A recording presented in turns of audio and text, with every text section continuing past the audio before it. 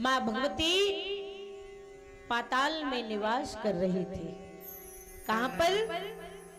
पाताल में। और पाताल में कौन रहता है? बोले स्वयं नारायण भगवान रहते हैं। शेष नाग की सैया पर शयन करने वाले भगवान विष्णु नारायण रहते हैं महाराज। बोलिए भगवत भगवान की। और जब ये पाताल में रहने लगी तो इनका नाम पड़ गया नाग लक्ष्मी। जब लक्ष्मी जी जहां जैसा वास करने लगती हैं वैसे ही लोग इनको पूजते हैं। और आज यहाँ पर भगवान ने बड़ा सुंदर वर्णन किया है। स्वयं नारायण भगवान नारद जी को कह रहे हैं महाराज,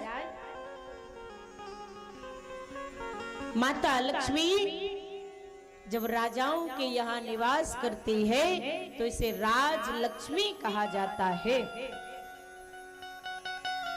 और जब ये गृहस्थों के यहाँ निवास करती है तो इसे गृह लक्ष्मी कहा जाता है। और आपके घर में जब स्त्री निवास करती है तो घरवाली को क्या कहते हो? गृह लक्ष्मी कहा जाता है कि नहीं? बोली गृह लक्ष्मी मैया की। इसलिए जब ये गृहस्थों के यहाँ रहती है तो गृह लक्ष्मी के नाम से पूजी जाती है। और जब ये महालक्ष्मी असुरों के यहाँ रहती है, वैकुंठ में रहती है, तो ये वैकुंठ वासिनी कहा जाता है। ये वैकुंठ में निवास करने वाली, सबका मंगल प्रदान करने वाली, सबका कल्याण करने वाली, इसको संबोधित करते हैं लोग।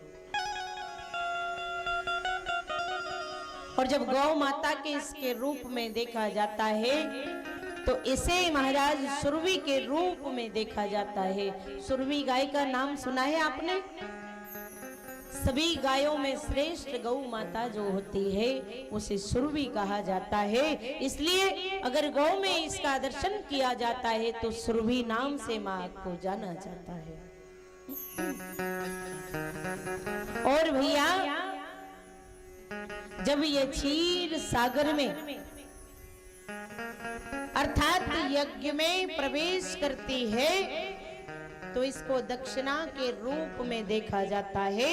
क्योंकि जब भी आप यज्ञ कराते हैं बिना दक्षिणा के यज्ञ संपन्न नहीं होने वाला।